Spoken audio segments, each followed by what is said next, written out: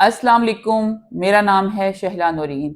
आज जिस टॉपिक पे हम बात करेंगे वो है फिंगरप्रिंट्स के मसाइल। जब आप अराजी रिकॉर्ड सेंटर पर कोई भी काम करवाने जाते हैं, आपने इंतकाल दर्ज करवाना है, आपने कोई फ़र्द लेना है बै का या किसी भी पर्पज़ के लिए, और जब आप फ़र्द लेने के लिए या इंतकाल करवाने के लिए जाते हैं तो आपके वहाँ पे थंब इम्प्रेशंस मैच नहीं करते। उस टाइम पे बहुत ज़्यादा परेशानी का सामना करना पड़ता है। कंप्यूटराइज़ेशन ने जहाँ पे लोगों के हकूक़ का तहफ़्फ़ुज़ किया है, जो फ्रॉड थे प्रॉपर्टी में कि एक शख्स कहता है कि मैं पेश ही नहीं हुआ और मेरा रकबा सेल हो गया है, मैं तो किसी अदर पर्पज़ के लिए पेश हुआ था, तो मेरा रकबा सेल हो गया है। इस तरह के जितने सारे फ्रॉड थे पहले, उसको कंप्यूटराइज़ेशन ने ख़त्म कर दिया है। अब कोई शख्स ये नहीं कह सकता कि मैं पेश नहीं हुआ था या मेरे नॉलेज में नहीं था, मैं किसी और पर्पज़ के लिए गया था और गलती से मेरे थंब इम्प्रेशंस लगवा लिए गए। या फिर कोई ये भी नहीं कह सकता कि मैं बेड रिडन था या कोई शख्स ऑलरेडी फोत हो चुका था। इस तरह के बहुत ज़्यादा जो फ्रॉड है वो प्रॉपर्टी की सेल में सामने आते थे कि एक शख्स ऑलरेडी फोत शुदा है और उसका इंतकाल कर दिया गया है और उसका रकबा ट्रांसफ़र हो गया है। कंप्यूटराइजेशन ने इस तरह के सारे फ्रॉड्स को मुकम्मल तौर पे ख़त्म कर दिया है, क्योंकि जो पेलरा का सिस्टम है, जो एप्लीकेशन है, वो अब नादरा के साथ इंटीग्रेट हो गई है और आपके वही थंब इम्प्रेशन सिस्टम उठाता है जो आपके नादरा में स्कैन हैं। जहाँ पे सिस्टम ने आपको सिक्योर किया है, वहाँ पे हर सिस्टम की कुछ ऐसी पॉइंट्स होते हैं जिसकी वजह से लोगों को परेशानी का सामना करना पड़ सकता है। इसमें जो फिंगरप्रिंट्स का मैच ना होना, वो बाज़ दफ़ा लोगों के लिए एक मसला बनता है और आपको बार-बार चक्कर लगते हैं। तो आज हम इस पे ही बात करेंगे कि आपको किन बातों का ख़्याल रखना है जब भी आप अराज़ी रिकॉर्ड सेंटर पर कोई काम करवाने जाएँ। सबसे पहले ज़रूरी बात, जब भी आप काम करवाने जा रहे हैं अराज़ी रिकॉर्ड सेंटर पे, आपने अपना आईडी कार्ड पहले चेक कर लेना है। अगर आपका आईडी कार्ड एक्सपायर होगा तो आपके थंब इम्प्रेशंस मैच नहीं करेंगे और ना ही आप कोई काम करवा सकेंगे। तो जब भी आप प्लान कर रहे हैं अराज़ी रिकॉर्ड सेंटर पे जाने का किसी काम के हवाले से, तो आपने सबसे पहले अपना आईडी कार्ड चेक कर लेना है।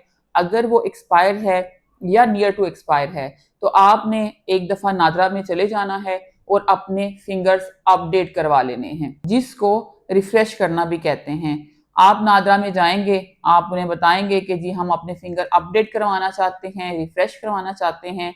वो एक टोकन के ज़रिए आपके जो सारे फिंगरप्रिंट्स हैं, उनको दोबारा से नादरा सिस्टम में अपडेट कर देंगे, यानी कि वन बाय वन आपसे सिस्टम में लगवाएंगे और उसको सिस्टम में अपडेट कर देंगे।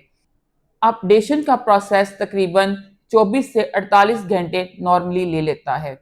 तो जब आप नादरा से अपने फिंगरप्रिंट्स अपडेट करवाएं, उसके बाद कम से कम आप 48 आवर्स का वेट कर लें अराज़ी रिकॉर्ड सेंटर पर जाने से पहले, ताकि आपका टाइम ज़ाया ना हो, आपको चक्कर ना लगे, आप वहां जाएं और आपको पता चले कि आपके अभी हम अपडेट नहीं हुए और वो मैच नहीं हो रहे।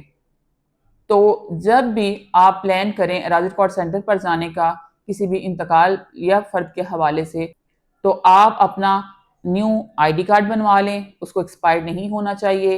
अपने फिंगरप्रिंट्स अपडेट करवा लें। फिंगरप्रिंट्स अपडेट करवाने की रिक्वायरमेंट हर शख्स के लिए नहीं है।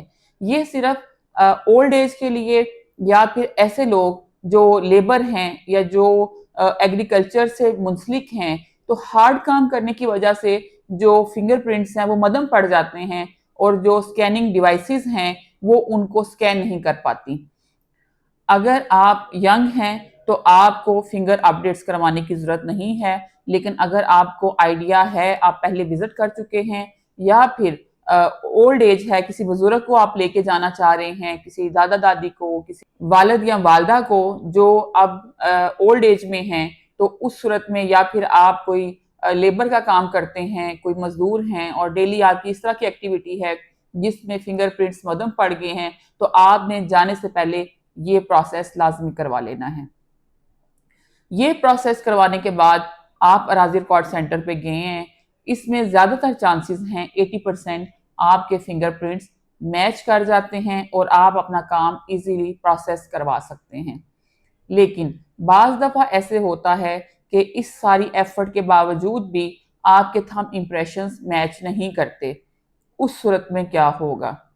اگر آپ اراضی ریکارڈ سینٹر پر کسی بھی کام کے حوالے سے گئے ہیں اور آپ کے وہاں پہ تھم امپریشنز میچ نہیں کر رہے اور آپ آلریڈی نادرا سے اپڈیٹ بھی کروا چکے ہیں، تو اس کے بعد آپ اراضی ریکارڈ سینٹر پر موجود سروس سینٹر انچارج کے پاس جائیں گے۔ سروس سینٹر انچارج اراضی ریکارڈ سینٹر پر ٹیکنیکل اور ایڈمنسٹریٹو رسپانسبلٹیز دیکھ رہا ہوتا ہے، تو آپ یہ اپنا ایشو سروس سینٹر انچارج کو بتائیں گے۔ سروس سینٹر انچارج آپ سے نادرا ویریفیکیشن طلب کرے گا۔ نادرا ویریفیکیشن اگر آپ آلریڈی کروا چکے ہیں تو دوبارہ کروانے کی ضرورت نہیں ہے۔ اگر آپ نے نادرا سے تھم اپڈیٹ نہیں کروائے اور ڈائریکٹلی آپ اراضی ریکارڈ سینٹر پر کسی بھی کام کے حوالے سے گئے ہیں اور وہاں جا کر پتہ چلتا ہے کہ آپ کے تھم میچ نہیں کر رہے، تو اس صورت میں سروس سینٹر انچارج آپ کو نادرا بھجوائے گا۔ آپ کو نادرا میں جا کر اپنے تھم ریفریش کروانا پڑیں گے، اپڈیٹ کروانا پڑیں گے۔ نادرا کے سسٹم سے جب آپ کے تھم اپڈیٹ ہو جائیں گے تو اس کے بعد آپ اراضی ریکارڈ سینٹر پر جا کر اپنا کام کروا سکتے ہیں۔ لیکن اگر آپ کے کسی بھی صورت میں تھم میچ نہیں ہوتے تو اس صورت میں ایک آپشن ہوتی ہے سروس سینٹر انچارج کے پاس، جس کو ڈس ایبلٹی ٹوکن کہتے ہیں، یعنی کہ معذوری کا ٹوکن۔ اس میں کیا ہوتا ہے؟